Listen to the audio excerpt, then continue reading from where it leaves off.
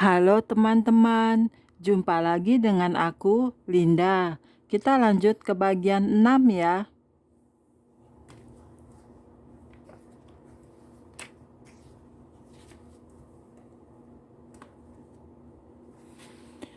Oke, mari kita mulai. Malaikat-malaikat di antara kita. Saudara, Alkitab mengajarkan bahwa di antara kita ada benar-benar ada malaikat. Terkadang kita melihat mereka dan kita tidak menyadari bahwa mereka adalah malaikat. Di saat-saat lain, kita merasakan hadirat mereka dan tahu bahwa mereka ada bersama kita. Kemudian, ada waktu-waktu tertentu ketika kita berpikir bahwa kita sangat membutuhkan mereka, tetapi sepertinya mereka berada entah di mana. Akan tetapi, jika kita percaya Alkitab, kita harus mengerti bahwa para malaikat selalu berada di sekitar kita.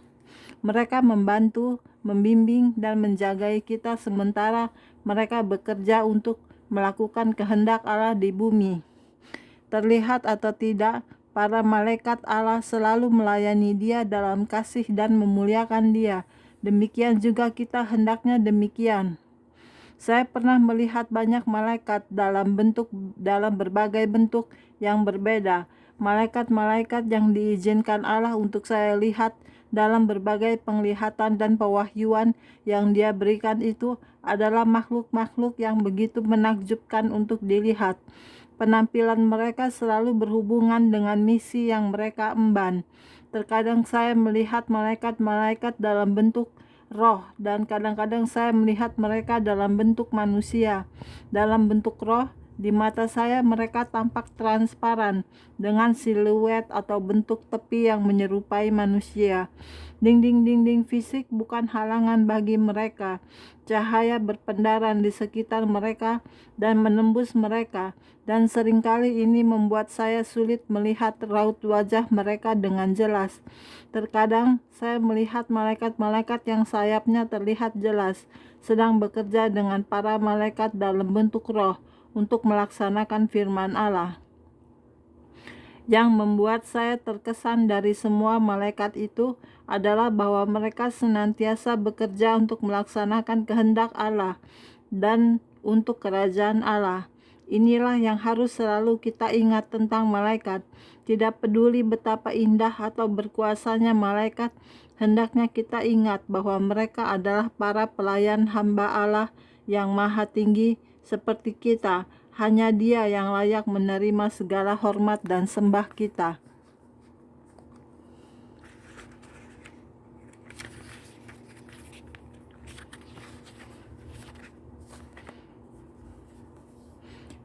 Apakah para malaikat semuanya sama atau ada perbedaan di antara mereka?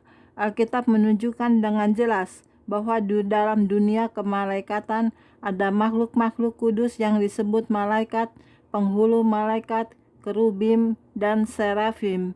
Alkitab juga mengindikasikan adanya hierarki dalam dunia kemalaikatan, bahkan dalam dunia kuasa gelap. Ketika berbicara tentang legiun malaikat dalam Matius 26 ayat 53, Yesus memberikan referensi yang jelas tentang keorganisasian malaikat. Seperti yang telah saya bicarakan sebelumnya, legiun adalah suatu unit dalam struktur organisasi dari ketentaraan Romawi. Ketika Paulus membicarakan tentang suara penghulu malaikat, sepertinya dia mengacu pada suatu hierarki di mana ada beberapa malaikat yang memiliki otoritas lebih tinggi daripada malaikat-malaikat lainnya. Penghulu malaikat memiliki tingkatan yang lebih tinggi dari para malaikat. Yudas, saudara Yesus, berbicara tentang Mikael, penghulu malaikat. Selama berabad-abad, tradisi gereja telah mengembangkan hierarki malaikat ini yang terdiri dari 9 urutan atau tingkatan dalam dunia kemalaikatan. Malaikat, penghulu malaikat, pemerintah, penguasa, kekuatan, kerajaan, singgasana, kerubim, dan serafim. Kita dapat melihat bahwa sebagian besar dari daftar itu berasal dari beberapa tulisan Paulus, di mana dia memberikan sekilas gambaran tentang organisasi para malaikat.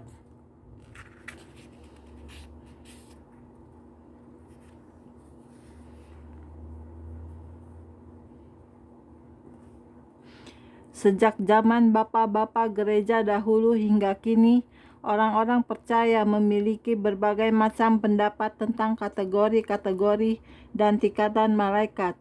Tetapi dari Alkitab kita dapat melihat dengan jelas bahwa ada beberapa tipe malaikat yang berbeda dan bahwa para malaikat memiliki berbagai posisi dalam kerajaan Allah. Seperti halnya dalam tubuh Kristus, adalah benar bahwa di antara malaikat ada hal-hal berikut ini. Ada rupa-rupa karunia, tetapi satu roh, dan ada rupa-rupa pelayanan, tetapi satu Allah, dan ada berbagai-bagai perbuatan ajaib, tetapi Allah adalah satu, yang mengerjakan semuanya dalam semua orang. 1 Korintus 12 ayat 4-6. Penghulu malaikat. Menurut tradisi Yahudi, ada 4 penghulu malaikat: Mikael, Gabriel, Rafael, dan Uriel. Akan tetapi dalam Alkitab hanya ada 2 bagian di mana kata penghulu malaikat itu digunakan, dan hanya 1 bagian di mana seorang penghulu malaikat disebutkan secara jelas, termasuk namanya. Sebab pada waktu tanda diberi, yaitu pada waktu penghulu malaikat berseru dan sangkakala Allah berbunyi, maka Tuhan sendiri yang akan turun dari sorga, dan mereka yang mati dalam Kristus akan lebih dahulu bangkit. Sesudah itu, kita yang hidup, yang masih tinggal, akan diangkat bersama-sama dengan mereka dalam awan menyongsong Tuhan di angkasa.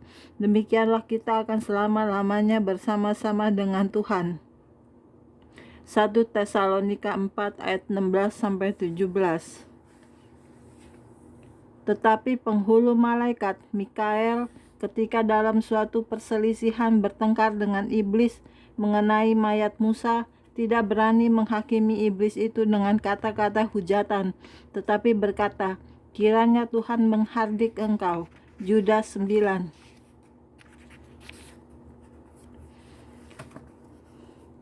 Mikael, komandan pasukan malaikat. Mikael adalah satu-satunya malaikat yang oleh Alkitab disebut secara spesifik sebagai penghulu malaikat. Dia juga satu dari 2 malaikat di seluruh Alkitab yang namanya disebut secara jelas. Nama Mikael berarti siapa yang seperti Allah. Mikael muncul dalam Perjanjian Lama dan Baru. Dalam Alkitab, dia selalu digambarkan dalam peperangan rohani dengan kekuasa kegelapan dan iblis. Mikael tampil sebagai komandan tertinggi dari pasukan malaikat yang melakukan peperangan bagi Allah, yaitu sekumpulan besar pasukan surgawi. Dalam Daniel 10 ayat 13, Mikael disebut sebagai salah seorang dari pemimpin-pemimpin terkemuka. Dalam bagian itu, Daniel menceritakan tentang kedatangan malaikat tersebut sebagai jawaban atas doa-doanya. Dan inilah yang dikatakan malaikat itu. Lalu katanya malaikat itu kepadaku, janganlah takut Daniel, sebab telah didengarkan perkataanmu sejak hari pertama engkau berniat untuk mendapat pengertian dan untuk merendahkan dirimu di hadapan Allahmu. Dan aku datang oleh karena perkataanmu itu. Pemimpin kerajaan orang Persia berdiri 21 hari lamanya menentang aku.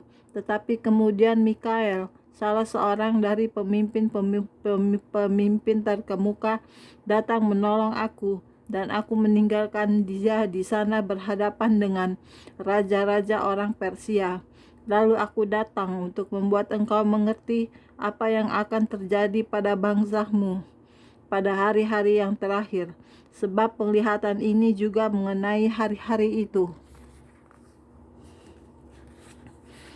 Belakangan pada pasal itu kita membaca lagi bahwa Mikael berdiri bersama malaikat ini dan menghadapi penguasa alam roh dari kerajaan Persia. Lalu katanya, tahukah engkau mengapa aku datang kepadamu? Sebentar lagi aku kembali untuk berperang dengan pemimpin orang Persia, dan sesudah aku selesai dengan dia, maka pemimpin orang Yahudi akan datang. Namun demikian, aku akan memberitahukan kepadamu apa yang tercantum dalam kitab kebenaran. Tidak ada satupun yang berdiri di pihakku dengan tetap hati melawan mereka, kecuali Mikael pemimpinmu itu. Dalam Daniel 12 ayat 1, Mikael disebut sebagai pemimpin besar yang mendampingi dan melindungi umat Allah pada akhir masa. Pada waktu itu juga akan muncul Mikael, pemimpin besar itu, yang akan mendampingi anak-anak bangsamu, dan akan ada suatu waktu kesesakan yang besar seperti yang belum pernah terjadi sejak ada bangsa-bangsa sampai pada waktu itu. Tetapi pada waktu itu bangsamu akan terluput, yakni barang siapa yang didapati namanya tertulis dalam kitab itu. Dalam Perjanjian Baru, Yudas mencatat suatu kenyataan yang menghibur, yaitu bahwa ketika Musa meninggal di Gunung Nebo, iblis datang dan mencoba untuk mengambil jasadnya. Tetapi Mikael, sang jenderal malaikat itu, menghadapi dan menegur iblis dalam nama Tuhan.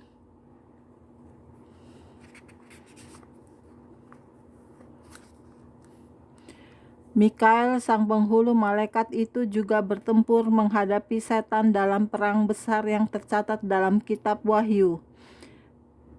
Mikael, penghulu malaikat yang berkuasa itu, selalu disebut dengan penuh hormat dan kekaguman oleh orang-orang yang ada di dalam Alkitab. Dia seharusnya menjadi suatu inspirasi bagi kita untuk tetap setia dan taat kepada Allah ketika kita melaksanakan kehendak-kehendaknya dalam kerajaannya. Gabriel, pemimpin malaikat pembawa pesan. Salah satu malaikat lainnya yang namanya disebutkan dengan jelas dalam Alkitab adalah Gabriel.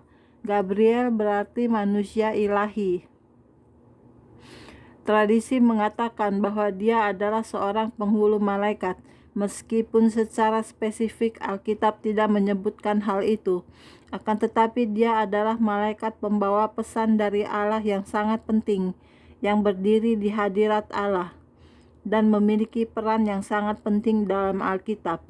Dalam Alkitab, Gabriel muncul 4 kali dalam waktu yang berbeda, dan setiap kemunculannya selalu dikaitkan dengan misi untuk menyampaikan maksud dan rencana Allah sehubungan dengan Yesus Sang Mesias dan akhir masa.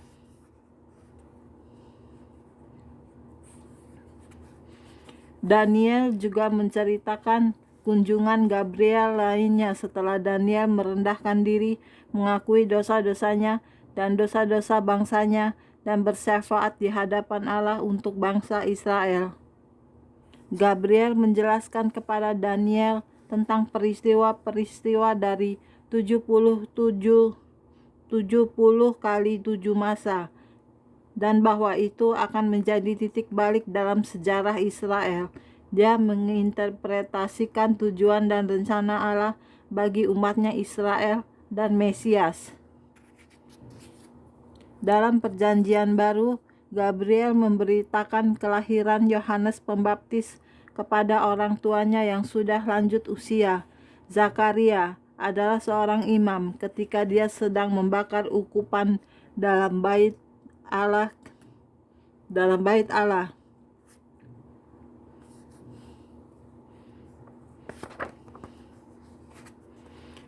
Kemungkinan Gabriel juga adalah Gabriel jugalah yang menyampaikan pesan kepada Yusuf agar melindungi kehidupan Yesus hingga waktunya tiba. Gabriel sering digambarkan sebagai malaikat peniup sangkakala. Mungkin gagasan ini berasal dari catatan Alkitab tentang kedatangan Yesus yang kedua, yang mengatakan bahwa sebab pada waktu tanda diberi, yaitu pada waktu penghulu malaikat berseru dan sangkakala berbunyi. Ayat ini tidak mengatakan bahwa penghulu malaikat akan meniup sangkakala, akan tetapi penghulu malaikat akan tampil untuk mengumumkan kepada dunia bahwa Mesias telah datang kembali. Gabriel adalah malaikat pembawa pesan yang merupakan kepercayaan Allah, yang berdiri di hadirat Allah dan menyampaikan berita-berita penting kepada umatnya sehubungan dengan rencananya untuk dunia. Malaikat ini begitu menghormati Allah, firman-Nya, dan karyanya. Sikap inilah yang seharusnya menginspirasi kita untuk mengasihi dan melayani Allah, sementara Dia menggenapi rencananya dalam hidup kita, juga hidup seluruh manusia. Kerubim dan serafim. Dalam Alkitab ada dua jenis malaikat yang istimewa dan terkenal, kerubim dan serafim. Keduanya berkaitan dengan hadirat Allah. Sekarang ini media banyak menggambarkan kerubim atau kerub seperti bayi-bayi kecil yang montok dan bersayap. Padahal sebenarnya penampilan mereka sama sekali tidak demikian. Mereka adalah makhluk-makhluk yang kudus dan berkuasa. Pertama kali Alkitab berbicara tentang kerubim adalah dalam Kejadian 3 pasal 24, ketika Adam dan Hawa diusir dari Taman Eden karena pemberontakan mereka terhadap Allah. Ia menghalau malaikat itu, dan di sebelah timur Taman Eden ditempatkannya beberapa kerub dengan pedang yang bernyala-nyala dan menyambar-nyambar untuk menjaga jalan ke pohon kehidupan. Asal mula nama kerubim ini tidak diketahui, tetapi malaikat-malaikat ini berhubungan erat dengan Allah. Pada 7 bagian yang berbeda dalam Alkitab, kita membaca bahwa Tuhan kita yang luar biasa itu adalah Allah yang berdiam di antara para kerubim. Daud mengatakan bahwa ketika Allah menjawab doanya dan datang untuk menyelamatkan, Ia mengendarai kerub, lalu terbang dan tampak di atas sayap angin. Ketika Allah memberikan kepada Musa rancangan-rancangan untuk tabut perjanjian atau tabut hukum di dalam tabernakel, Dia memerintahkan Musa untuk menempatkan replika dari 2 kerubim pada masing-masing ujung tutup pendamaian, di mana darah penembusan itu akan dipercikan.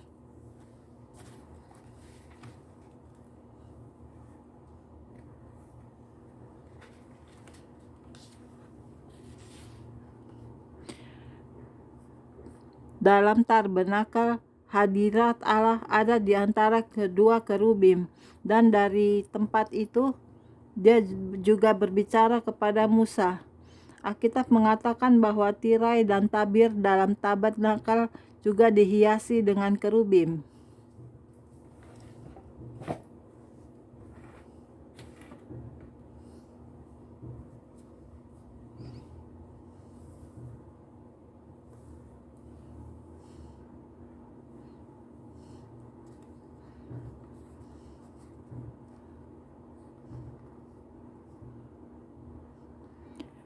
Ketika Salomo membangun bait suci di Yerusalem, dia menghiasinya dengan pahatan, ukiran, dan patung kerubim yang detail dan elegan. Dan dia memerintahkan agar tabir bait suci itu diberi sulaman berbentuk kerubim. Dalam pembuangan ke Babel, Yehezkiel mendapat suatu penglihatan tentang bait suci yang akan datang, dan di dalamnya masih ada banyak ukiran berbentuk kerubim.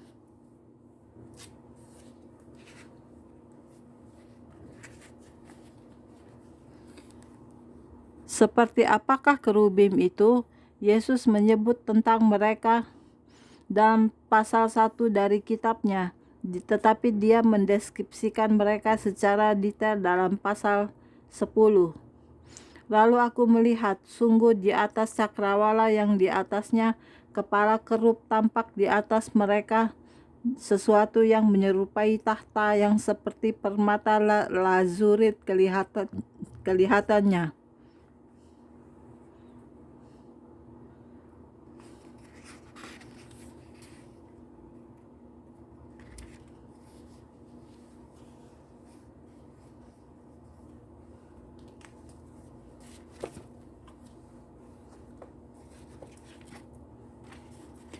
Oke, sekian dulu untuk hari ini videonya ya. Kita lanjut ke video berikutnya. Jangan lupa subscribe ya. Terima kasih. Tuhan berkati kita semua. Amin. Bye-bye.